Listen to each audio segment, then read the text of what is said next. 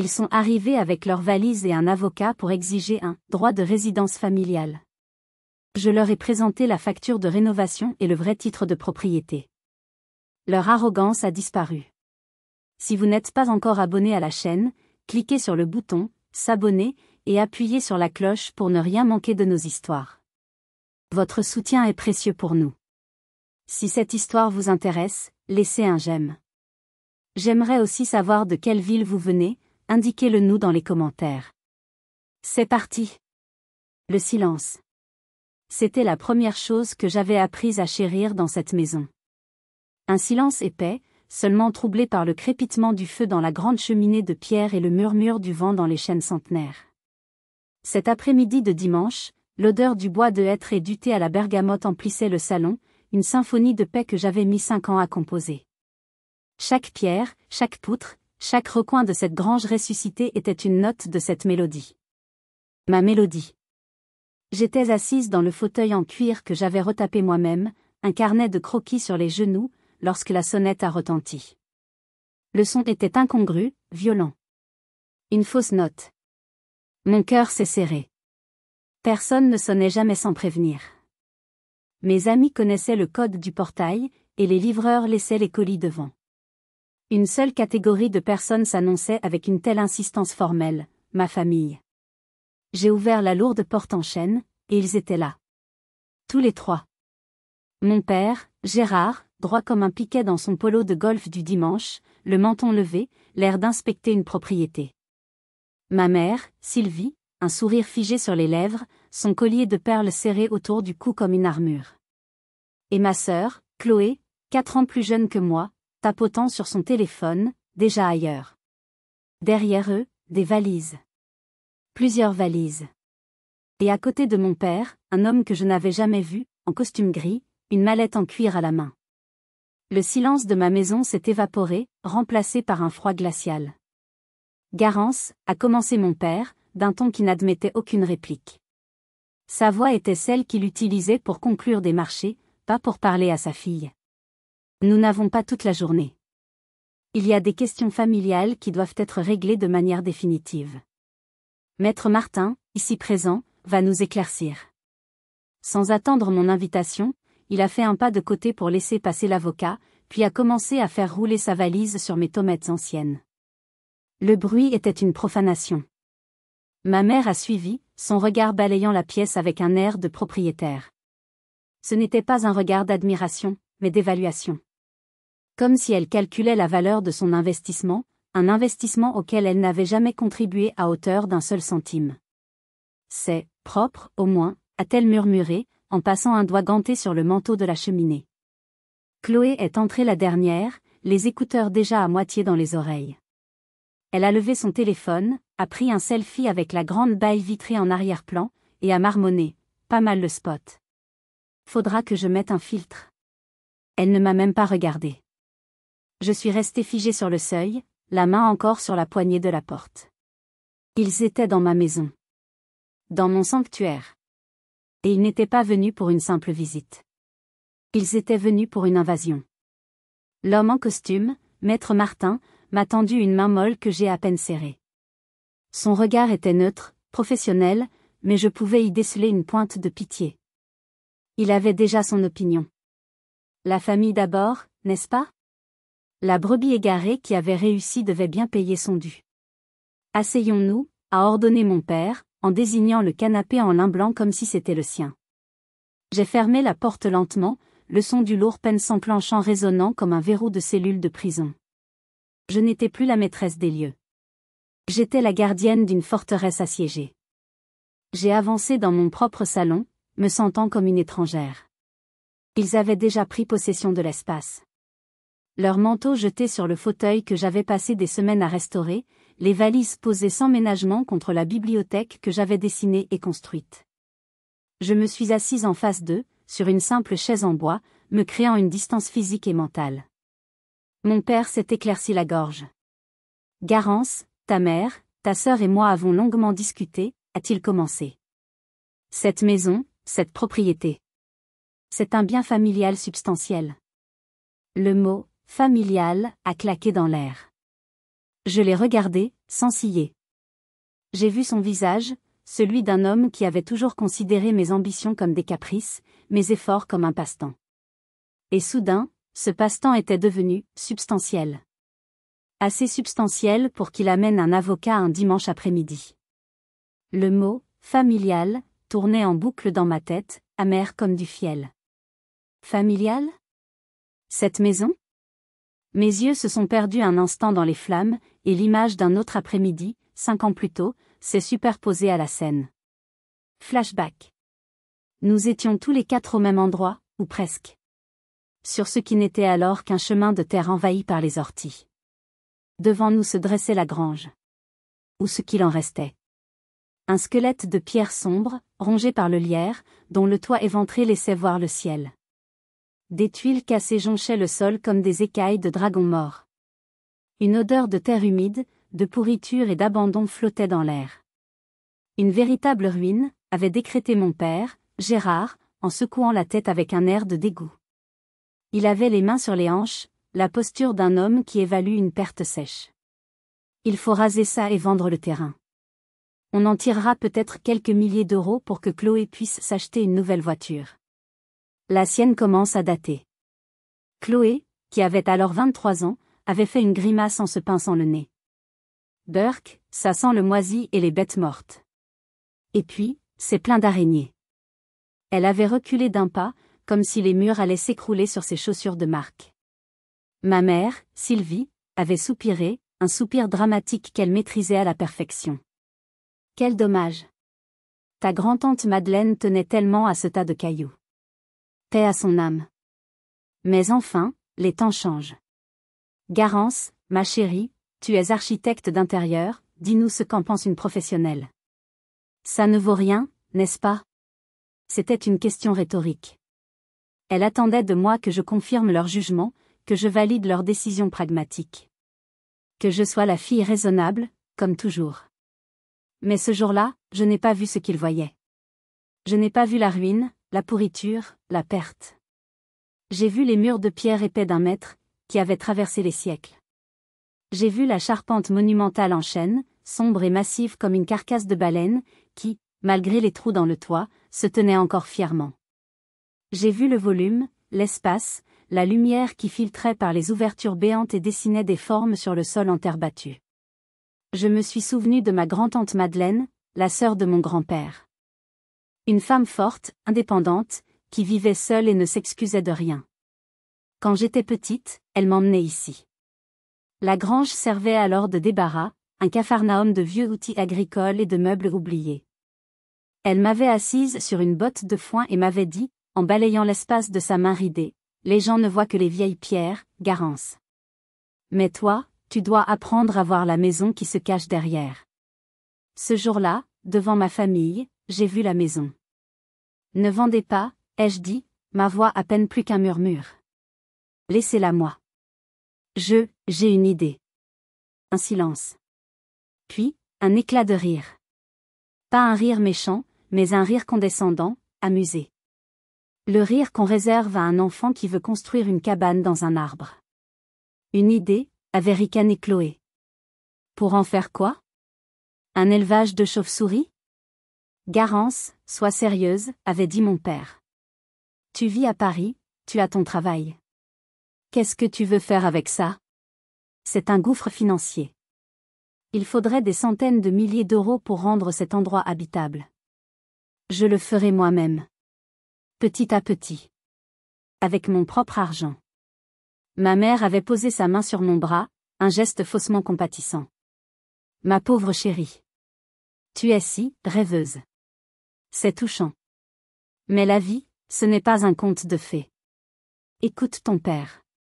Il sait ce qui est bon pour la famille. Ce qui était bon pour la famille, c'était une nouvelle voiture pour Chloé. Mes rêves, eux, étaient un obstacle. J'ai insisté. J'ai supplié. Pour la première fois de ma vie, je n'ai pas cédé. Je crois qu'ils ont fini par accepter par lassitude, et aussi parce qu'ils étaient convaincus que j'échouerais. Que dans 1 an, je reviendrais en pleurant, admettant qu'ils avaient raison. Très bien, avait finalement concédé mon père, en haussant les épaules. Si tu veux jouer avec ton tas de cailloux, amuse-toi bien. Mais ne viens pas nous demander un centime. Nous, on doit s'occuper de ta sœur, qui, elle, a un vrai projet de carrière. Le « vrai projet de carrière » de Chloé, à l'époque, était de devenir influenceuse sur Instagram. Ils étaient repartis en voiture, me laissant seule face à ma ruine. Seule, avec le fantôme de ma grand-tante et sa phrase qui résonnait en moi, « Apprends à voir la maison qui se cache derrière ». Ce jour-là, ils m'avaient donné les clés de la grange, mais ils m'avaient surtout donné la preuve définitive que pour eux, je serais toujours invisible. Mon monde, mes passions, mes ambitions, un simple jeu de petite fille. Le souvenir s'estompa, laissant place au crépitement du feu bien réel dans ma cheminée bien réelle. Dans le silence tendu du salon, le contraste entre le passé et le présent était d'une ironie cruelle. Ils étaient assis sur des meubles qu'ils n'auraient jamais cru possible, dans une pièce qu'ils avaient condamnée. Et ils osaient parler de « bien familial ». Flashback. Les 5 années qui ont suivi ont été un long tunnel, un brouillard de travail acharné, de sacrifices et de solitude. Mon appartement parisien est devenu un simple dortoir. La semaine, je travaillais 8 à 10 heures par jour dans un cabinet d'architecture pour payer mes factures. Le vendredi soir, je ne sortais pas avec mes amis. Je prenais le dernier train pour Brive-la-Gaillarde, puis je conduisais 1 heure sur des routes de campagne sombres pour arriver à la grange. Le premier hiver, il n'y avait ni eau courante ni électricité. Je dormais dans un sac de couchage, sur un matelas de camping, avec une lampe frontale pour lire mes plans. Mes mains, habituées à tenir un stylet de tablette graphique, ont appris à connaître la rugosité de la pierre, la morsure du ciment froid, le poids d'une masse. J'ai passé des week-ends entiers à déblayer des tonnes de gravats, à curer les murs, à apprendre sur des tutoriels YouTube comment faire un joint de pierre à l'ancienne. Une fois, alors que j'essayais de déloger une énorme poutre pourrie, elle a glissé et m'a écrasé la main contre le mur. La douleur était fulgurante. Assise par terre, dans la poussière, tenant ma main ensanglantée, j'ai pleuré. Pas seulement de douleur physique. J'ai pleuré de solitude et de frustration. Personne ne savait à quel point c'était dur. Personne ne s'en souciait. Mes amis à Paris ne comprenaient pas, mais pourquoi tu t'infliges ça, Garance? Vends ce truc et achète un joli 2 pièces. Ma famille, elle, ne posait même plus la question. Pour eux, mon projet était devenu une sorte de blague récurrente. Quand je les appelais, ma mère demandait toujours « Alors, ta cabane avance ?» Je me souviens d'un appel en particulier, au cours de la 2e année. J'avais besoin de 3 000 € pour commander les fenêtres sur mesure. C'était une somme énorme pour moi. J'avais mis des mois à économiser, mais il me manquait encore un tiers.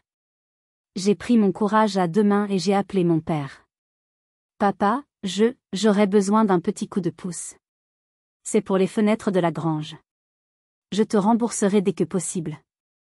Il y a eu un long silence à l'autre bout du fil. Puis un soupir. Garance, tu sais bien que ce n'est pas le moment. Ta sœur vient de décider de lancer sa propre marque de bijoux fantaisie. Ça, c'est un investissement d'avenir. On doit la soutenir. On ne peut pas jeter de l'argent par les fenêtres, sans mauvais jeu de mots. J'ai raccroché, le cœur en miettes. Ce soir-là, pour me remonter le moral, j'ai fait l'erreur d'aller sur Instagram. La première publication dans mon fil était une photo de Chloé. Elle était à Milan, posant devant le Duomo, un sac Chanel flambant neuf au bras. La légende disait « Petite folie pour fêter le lancement de ma marque ». Merci papa et maman, les meilleurs sponsors du monde. #girlboss, #entrepreneur, #blessed. J'ai fixé l'écran, le téléphone tremblant dans ma main. Le prix de son sac à main aurait pu payer la moitié de mes fenêtres. J'ai regardé mon propre dîner, posé sur la table de camping à côté de moi, une assiette de pâtes instantanées. La vapeur qui s'en élevait se mêlait aux larmes qui coulaient sur mes joues. Ce n'était pas de la jalousie. C'était une douleur profonde, la douleur de l'injustice. La douleur de savoir que mon travail acharné, mes mains abîmées, mes nuits blanches, tout cela valait moins à leurs yeux qu'un caprice de ma sœur. À partir de ce jour, je n'ai plus jamais rien demandé. J'ai pris un 2e, puis un 3e travail de freelance, dessinant des plans de cuisine pour des clients à l'autre bout du monde, la nuit, après mes journées de travail. Chaque euro gagné était une brique de plus dans mon mur, pas seulement le mur de la maison, mais le mur que je construisais autour de mon cœur pour me protéger d'eux. Mes amis ont cessé de m'inviter. Ma vie sociale s'est réduite à néant. La grange était devenue mon unique obsession, mon refuge, ma raison de vivre. Chaque avancée était une victoire silencieuse. Le jour où l'eau courante a été installée, j'ai pris la plus longue douche de ma vie, assise par terre, laissant l'eau chaude couler sur moi, pleurant de soulagement. Le jour où j'ai posé la dernière lame de parquet, j'ai dansé seule au milieu du salon vide, sur une musique qui ne jouait que dans ma tête. Cette maison n'était pas faite de pierre et de bois. Elle était faite de mes larmes, de ma sueur, de mon sang et de ma solitude. C'était un monument érigé à ma propre résilience. Et maintenant, les vautours étaient là, prêts à se partager la carcasse de ma victoire. Le jour où j'ai su que la maison était enfin terminée, il n'y a pas eu de grande célébration. C'était un mardi matin. Le dernier artisan, le plombier, venait de partir. J'ai fait le tour de chaque pièce, seule. J'ai passé ma main sur le plan de travail en béton ciré de la cuisine, sur le velours doux du canapé, sur la pierre froide du mur du salon. J'ai ouvert les robinets, allumé et éteint les lumières. Tout fonctionnait. Tout était parfait. C'était fini. Un sentiment de vide immense m'a envahi, suivi d'une vague de fierté si intense qu'elle m'a presque suffoqué. J'ai attendu 3 semaines avant de les inviter. Une partie de moi n'en avait aucune envie, mais une autre, plus petite, plus naïve, celle de la petite fille qui voulait désespérément leur approbation, espérait encore. Elle espérait qu'en voyant le résultat, ils comprendraient enfin. Qu'ils s'excuseraient peut-être. Ils sont arrivés un samedi pour le déjeuner.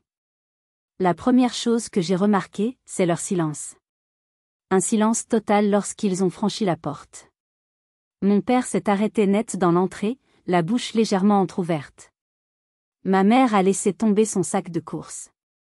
Chloé, pour la première fois, a levé les yeux de son téléphone. Ils ont fait le tour, passant de pièce en pièce, sans un mot. Je les suivais, le cœur battant, attendant un verdict. J'observais leur visage. Ce n'était pas de l'admiration que je voyais dans leurs yeux. C'était du choc. De l'incrédulité. Et puis, très vite, autre chose s'est glissée dans leur regard. Une lueur de calcul. C'est ma mère qui a parlé la première. Nous étions revenus dans le grand salon. Elle a fait un tour sur elle-même, les bras écartés. Oh, mon Dieu, a-t-elle expiré. C'est encore plus beau que dans les magazines. Ma chérie, tu es une magicienne. Elle s'est approchée et m'a serré dans ses bras, une étreinte inhabituellement forte. Mais la phrase suivante a tout gâché. Cet endroit va être une résidence secondaire absolument parfaite pour toute la famille. J'imagine déjà où nous allons mettre le grand sapin de Noël de la famille. Un frisson glacial m'a parcouru l'échine. Résidence secondaire familiale ? Mon père a hoché la tête, ayant retrouvé sa contenance et son ton autoritaire. Absolument. C'est une plus-value incroyable pour le patrimoine familial. Tu as bien travaillé, Garance. Finalement, tu as fait quelque chose d'utile de ton obsession. Utile pour la famille. Le sous-entendu était clair comme de l'eau de roche. Chloé, quant à elle, avait déjà sorti son téléphone et se filmait en train de se prélasser sur le canapé. Mes followers vont adorer. Vous imaginez les photos que je vais pouvoir faire ici ? Ma carrière va décoller. Mon estomac s'est noué. Ils ne voyaient pas ma maison. Ils voyaient une opportunité. Un décor pour leur vie. Un bien à exploiter. Pas une seule fois ils n'ont demandé combien ça m'avait coûté. Pas une seule fois ils n'ont demandé comment j'avais fait, les sacrifices que ça avait impliqués. Ils ont simplement posé leur regard dessus et l'ont revendiqué comme étant le leur. Au déjeuner, ils n'ont parlé que de ça. Des amis qu'ils allaient pouvoir inviter pour des week-ends à la campagne. Des vacances d'été. Mon père parlait déjà d'installer un terrain de pétanque. Ma mère planifiait la décoration des chambres d'amis. Leur chambre d'amis. Chloé demandait si le Wi-Fi était assez puissant pour ses streams en direct. Je suis restée silencieuse, piquant ma salade, un goût de cendre dans la bouche. La petite fille en moi qui espérait leur approbation venait de mourir. À sa place, une colère froide et tranquille commençait à naître. Quand ils sont partis, ma mère m'a serré à nouveau dans ses bras et m'a glissé à l'oreille, « N'oublie pas de nous faire un double des clés, ma chérie. On ne sait jamais, si on veut passer à l'improviste. » Ce soir-là, après avoir tout nettoyé, je me suis assise dans le noir, dans mon salon silencieux. Ils avaient réussi à salir mon sanctuaire sans même y passer une nuit. Ils avaient planté leur drapeau. Et je savais, avec une certitude terrifiante, que ce n'était que le début. La bataille ne faisait que commencer. Le drapeau qu'ils avaient planté ce jour-là a rapidement commencé à prendre de plus en plus de territoire. Les semaines qui ont suivi leur première visite se sont transformées en un lent supplice, une guerre d'usure psychologique. Le concept de « passer à l'improviste » de ma mère s'est avéré être une réalité quasi hebdomadaire. Elle débarquait le samedi matin, avec des croissants, comme si de rien n'était. Je passais dans le coin, disait-elle, alors que nous habitions à plus d'1 heure de route. Elle s'installait, critiquait la disposition d'un vase, suggérait de repeindre un mur dans une couleur plus chaleureuse, et repartait en me laissant nerveusement épuisée. Mon père, lui, préférait les assauts téléphoniques. Il m'appelait le soir pour me parler de ses idées pour la maison. J'ai parlé à un paysagiste. Il dit qu'on pourrait creuser une piscine pour un prix raisonnable. Ça augmenterait la valeur du bien. Le bien. Jamais ta maison. Mais le pire, c'était Chloé. Elle avait pris l'habitude de considérer ma maison comme son annexe personnelle, son studio photo privé. Un après-midi, en rentrant plus tôt du travail, je l'ai trouvée en pleine séance photo avec 2 de ses amies, influenceuses. Elles avaient déplacé mes meubles, sorti ma plus belle vaisselle pour la mettre en scène, et l'une d'elles avait même mis mes bottes de jardinage pour un look authentique et rustique. J'étais furieuse. « Chloé, qu'est-ce que tu fais ? Tu aurais pu me demander la permission. » Elle avait levé les yeux au ciel, exaspérée. « Oh, ça va, Garance, détends-toi. C'est bon pour l'image de la maison. Je te fais de la pub gratuite. Et puis, je savais que tu ne serais pas là. » L'invasion a atteint son paroxysme 3 mois après leur première visite. J'avais dû partir 4 jours à Lyon pour un salon professionnel. J'avais hésité, mais j'avais besoin de ce contrat. Quand je suis revenue, un dimanche soir, épuisée par le voyage, j'ai trouvé la maison sens dessus-dessous. Des verres vides traînaient partout, le tapis était taché de vin rouge, et une odeur de cigarette froide flottait dans l'air. Dans la cuisine, l'évier débordait de vaisselle sale. Mon cœur s'est mis à battre la chamade. J'ai fait le tour de la maison, l'angoisse montant à chaque pas. Dans la chambre d'amis, le lit était défait. Dans le salon, j'ai vu l'horreur. Le fauteuil club en cuir que j'avais trouvé dans une brocante, celui que j'avais passé un mois entier à restaurer, à nourrir le cuir, à recoudre les coutures, était lacéré. Une longue entaille, probablement faite par une boucle de ceinture ou un talon, barrait l'assise. Et à côté, une brûlure de cigarette. J'ai laissé tomber mon sac, mes genoux flageolants. C'était plus qu'un simple manque de respect. C'était une profanation. Une destruction délibérée de ce qui comptait pour moi. J'ai appelé Chloé immédiatement. Sa voix était pâteuse, comme si je l'avais réveillée. « Quoi ? Qu'est-ce qui s'est passé ici, Chloé ?» Ma voix tremblait de rage. « Ah, tu es rentrée. On a fait une petite fête pour mon anniversaire. C'était super. Un peu trop arrosé peut-être, dit-elle en ricanant. Une petite fête ? Mon fauteuil est détruit. Le tapis est fichu.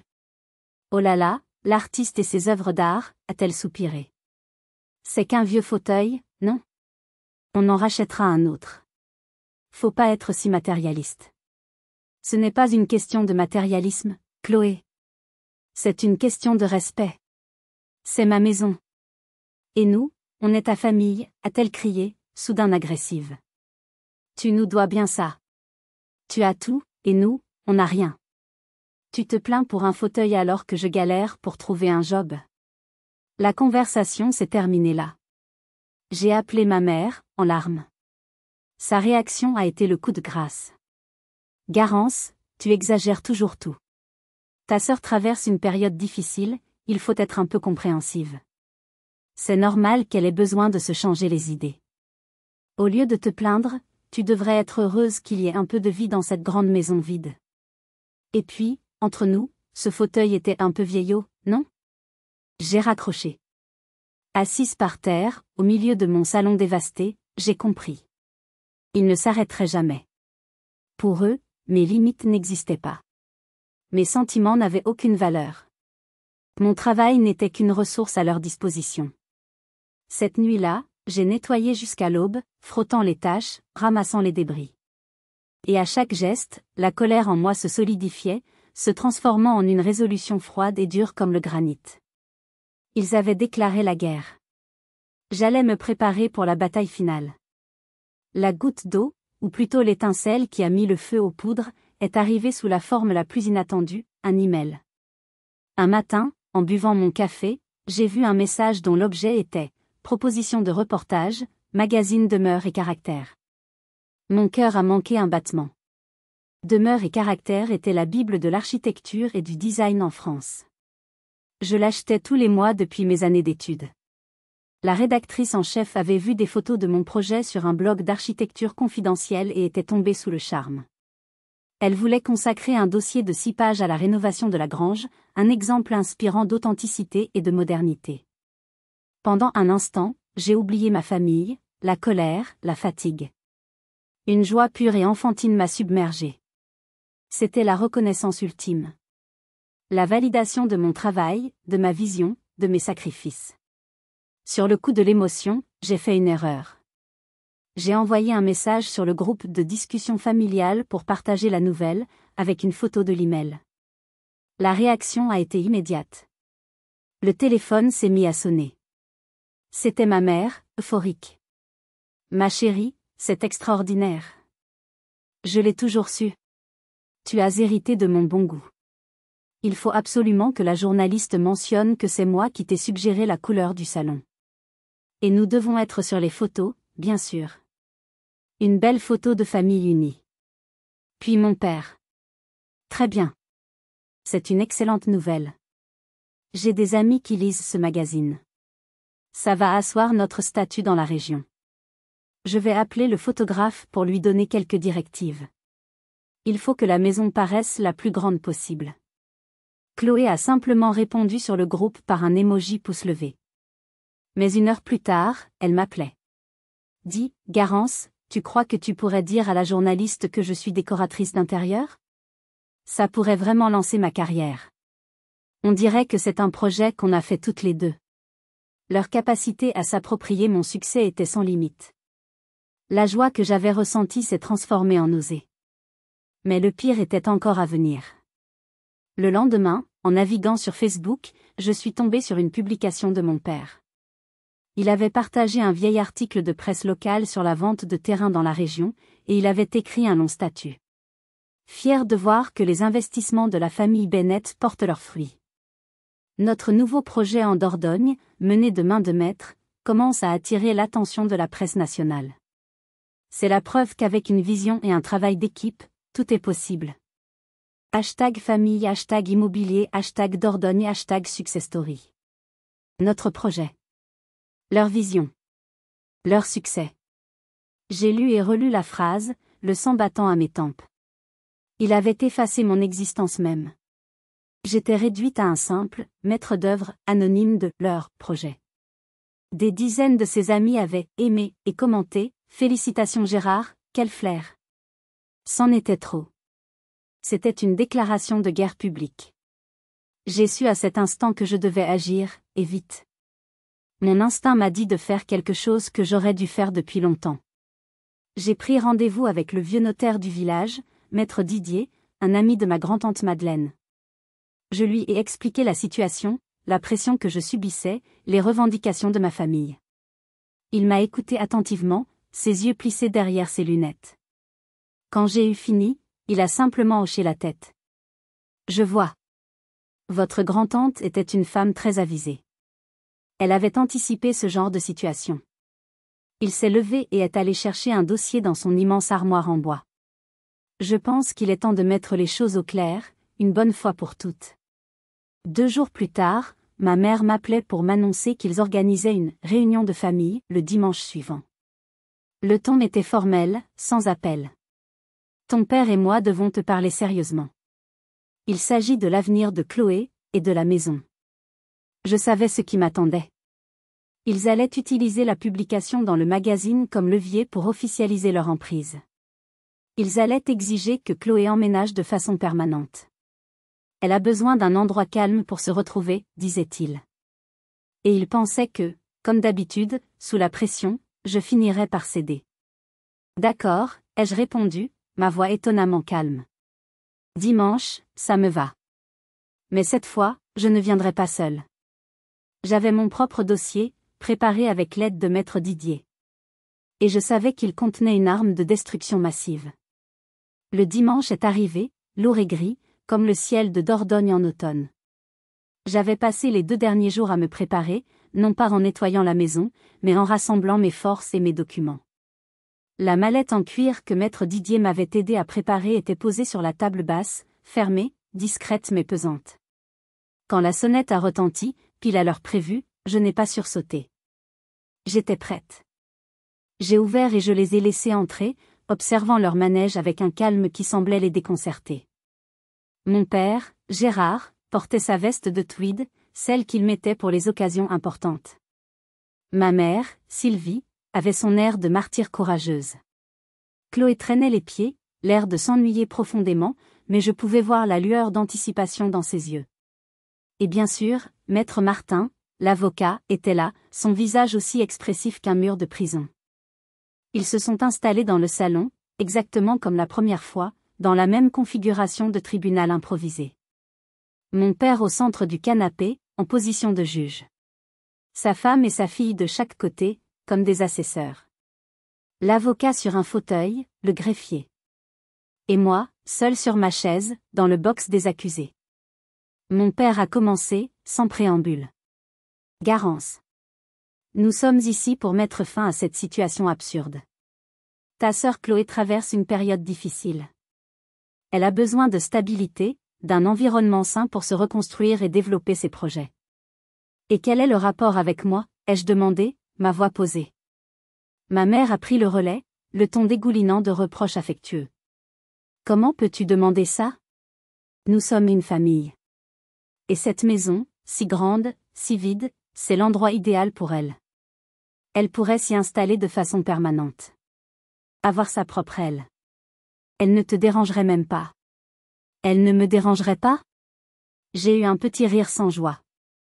La dernière fois qu'elle n'était pas censée me déranger, mon fauteuil a été détruit et j'ai passé une nuit à nettoyer son vomi. Le visage de Chloé s'est empourpré. C'était un accident. Et puis, tu n'avais qu'à pas acheter des trucs aussi fragiles. Mon père a tapé du plat de la main sur la table basse. Assez.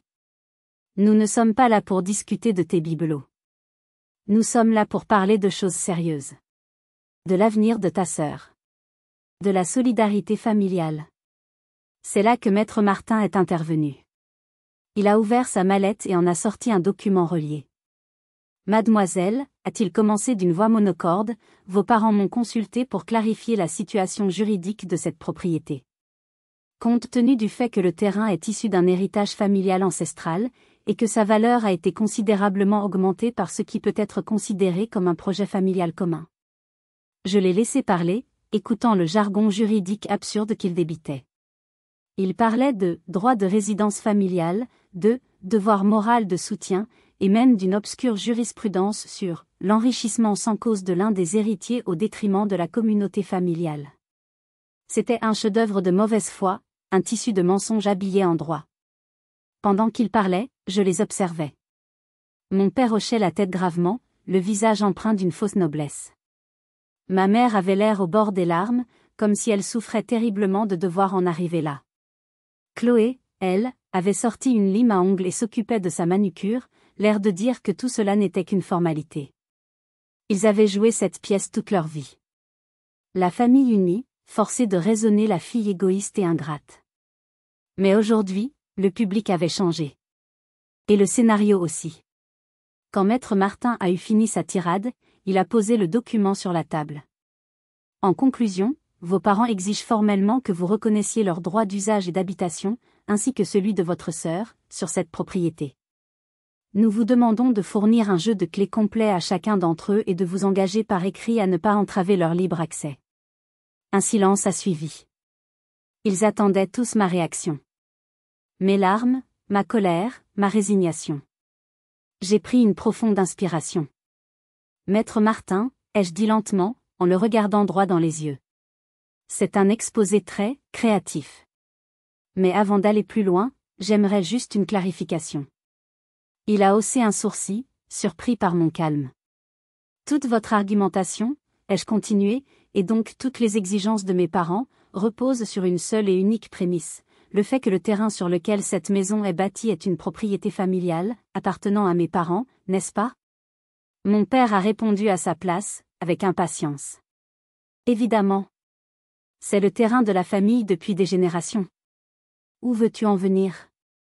Maître Martin, un peu mal à l'aise, a acquiescé. C'est bien le fondement de notre démarche, oui. Un léger sourire s'est dessiné sur mes lèvres. Parfait. C'est tout ce que je voulais savoir. Ils avaient mordu à l'hameçon.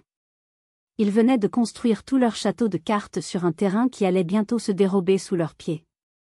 Si vous êtes arrivé jusqu'ici, c'est que l'histoire vous intéresse vraiment. Dites-moi ce que vous en pensez dans les commentaires, tapez 1 pour que je sache que vous êtes ici, ou dites-moi depuis quel pays vous regardez l'émission. Vous pouvez aussi poser vos questions, j'y répondrai. Mon sourire a eu l'effet d'une pierre dans une mare. Leurs visages, si assurés quelques secondes plus tôt, se sont teintés d'une pointe d'incertitude. Chloé a même arrêté de se limer les ongles. « Pourquoi tu souris comme ça ?» a-t-elle demandé, agressive. « Tu trouves ça drôle ?» ?»« Non, Chloé. Je ne trouve pas ça drôle. Je trouve ça éclairant. » Je me suis penchée en avant et j'ai posé ma propre mallette en cuir sur la table basse, à côté de leurs documents. Le son mat a fait sursauter ma mère. J'ai composé le code des 2 serrures, 2 clics métalliques qui ont résonné dans le silence. Avant de parler de propriété, ai-je dit en ouvrant la mallette, parlons d'investissement. Puisque, selon Maître Martin, nous sommes dans le cadre d'un projet familial commun. J'ai sorti un premier dossier, un classeur épais, relié par un professionnel. Je l'ai ouvert et l'ai fait glisser sur la table, devant mon père. Voici la comptabilité complète de la rénovation. Chaque facture, chaque reçu, depuis le premier sac de ciment jusqu'au dernier pot de peinture. Ses yeux ont parcouru la première page, une synthèse des coûts. Il a froncé les sourcils, ne comprenant pas. Regardez à la fin, papa. Le total. Il a tourné les pages, son souffle se faisant plus court. Il s'est arrêté sur la dernière ligne. Je la connaissais par cœur. Total des dépenses engagées, ai-je récité de mémoire, 127 450 € et 22 centimes. C'est la somme que j'ai personnellement investie dans ce projet. Maintenant, à côté, j'ai préparé une colonne pour la contribution de la communauté familiale. Comme vous pouvez le voir, elle est de 0 € et 0 centimes. Le visage de mon père est passé du rouge à un blanc cireux. Maître Martin s'est penché pour regarder, visiblement mal à l'aise. C'est une somme considérable, a-t-il balbutié. En effet, ai-je répondu. Surtout quand on la gagne en travaillant 70 heures par semaine pendant 5 ans. Je n'avais pas fini. J'ai sorti un deuxième dossier, plus fin celui-là, et je l'ai poussé vers Chloé. Et voici un autre type d'investissement. Ou plutôt, de désinvestissement. Chloé a regardé le dossier comme si c'était un serpent. Ouvre-le, ai-je insisté. En tremblant, elle l'a ouvert. À l'intérieur se trouvait un tableau détaillé, avec des dates, des montants et des intitulés. C'est la liste, ai-je expliqué à l'Assemblée, de toutes les fois où j'ai aidé Chloé financièrement depuis 8 ans. Le loyer que j'ai payé quand elle a été expulsée, les factures de téléphone, l'argent pour ses lancements de marque, qui n'ont jamais rien lancé du tout, les petits prêts qu'elle n'a jamais remboursés. Mes yeux se sont ancrés dans les siens. J'ai fait le total pour toi, Chloé. Ça s'élève à 15 780 €. J'ai aussi calculé les intérêts légaux. On en est à plus de 18 000. Peut-être devrais-tu commencer par rembourser tes dettes avant de réclamer une part d'un bien que tu as contribué à mettre en péril. Chloé est devenue écarlate. C'était des cadeaux. Tu as dit que c'était pour m'aider. J'ai dit que je t'aidais à passer un cap difficile. Je ne savais pas que ta vie entière était un cap difficile. Ma mère est intervenue, la voix tremblante de fureur contenue. Garance, c'est indécent. Compter ce que tu donnes à ta propre sœur. Où est passé ton cœur? Mon cœur? Il a été piétiné chaque fois que je mangeais des pâtes pour que ma sœur puisse s'acheter des sacs à main. Il a été brisé chaque fois que j'ai demandé de l'aide et qu'on m'a répondu que je n'étais pas une priorité. Alors oui, maman, j'ai commencé à compter. Parce que quand on est seul à donner, on finit par se rendre compte que ce n'est pas de l'amour. C'est de l'exploitation. Le silence est retombé, lourd, électrique. L'arrogance avait quitté leur visage. Elle était remplacée par un mélange de stupeur et de colère. Ils n'avaient jamais imaginé que je tenais les comptes. Que la fille silencieuse et docile enregistrait tout. Leur confiance commençait à se fissurer, mais ils n'étaient pas encore vaincus.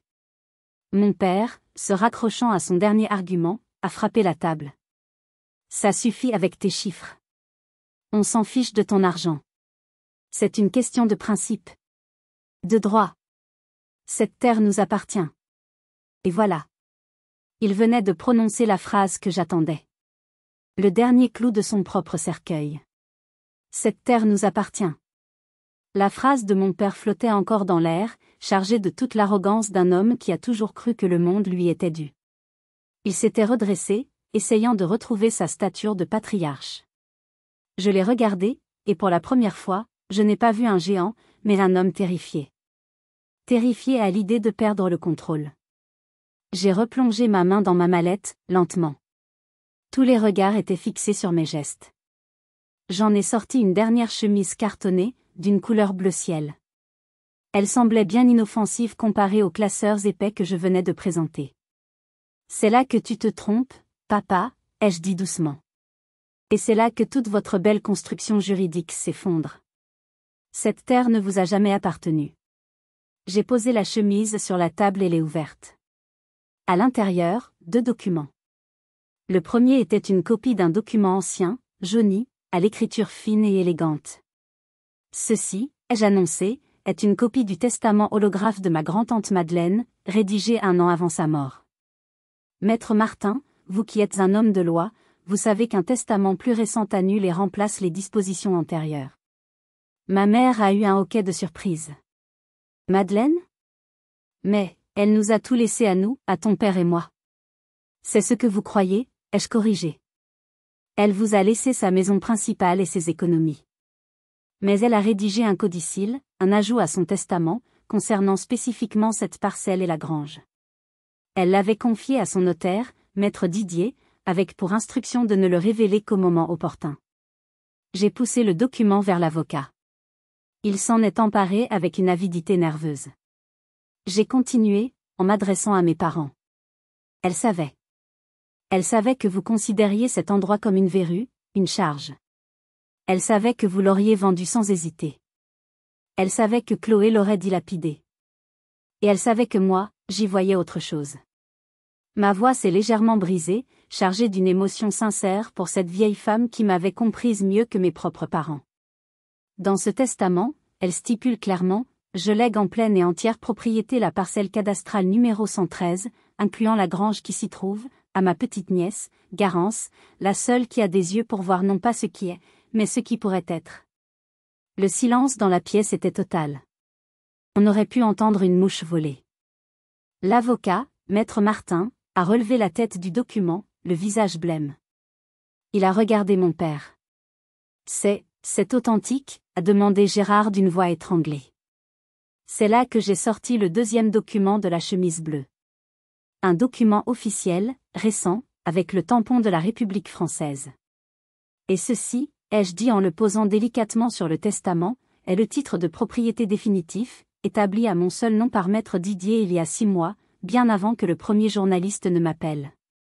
L'ensemble de la procédure de succession a été finalisé dans la plus stricte légalité. J'ai tourné mon regard vers maître Martin.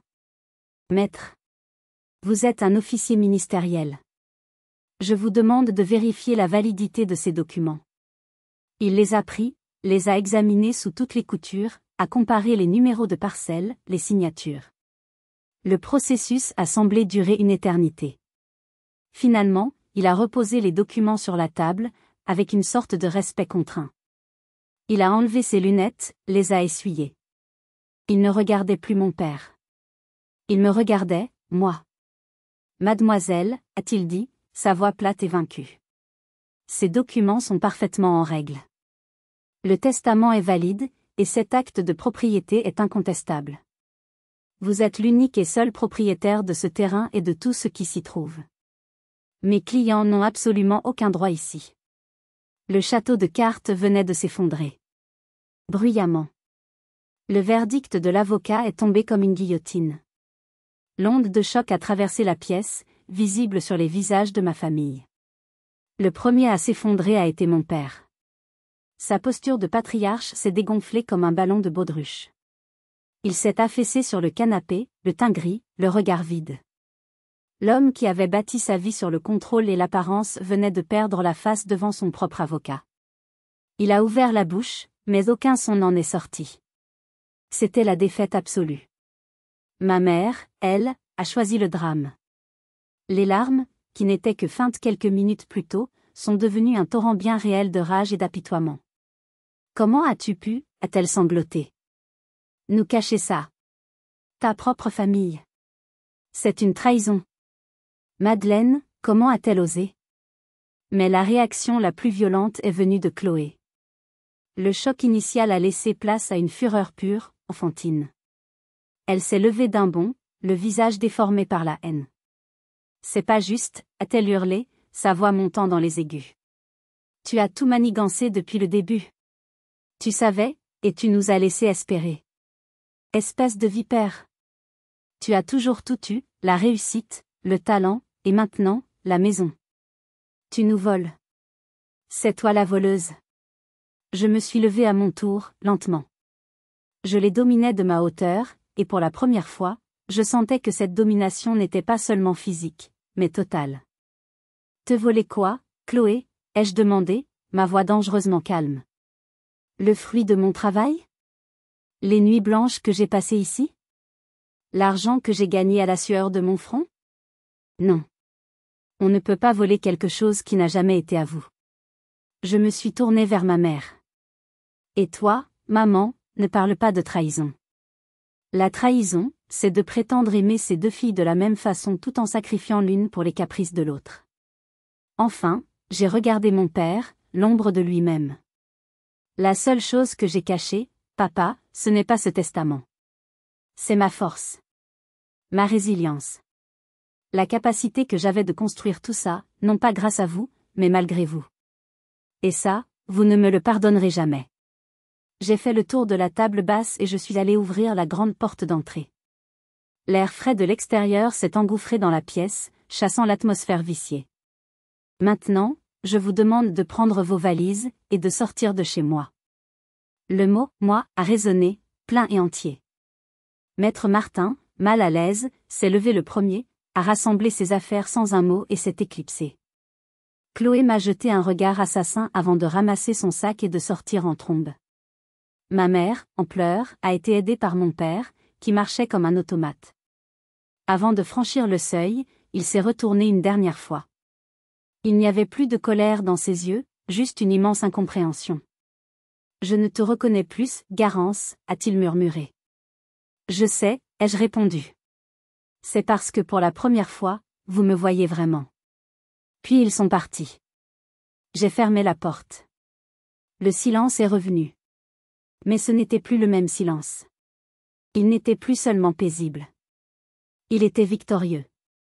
Je me suis adossée à la porte, et j'ai respiré. Pas de joie exubérante, pas de sentiment de vengeance.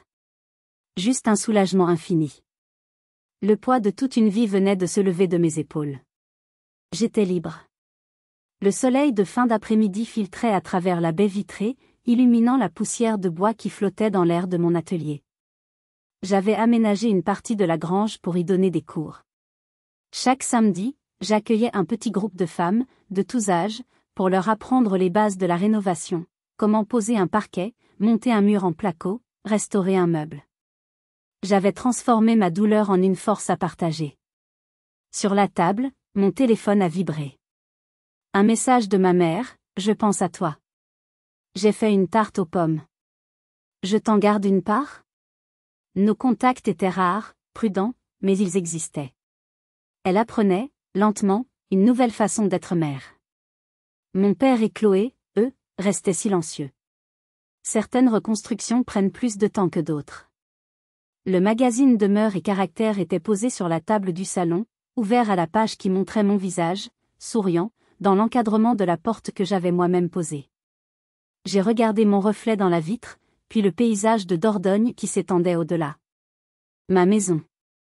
Ma vie. On dit que les liens du sang sont les plus forts. Mais quand ces liens ne servent qu'à vous enchaîner, qu'à vous vider de votre substance, est-ce un péché de les couper pour pouvoir enfin respirer?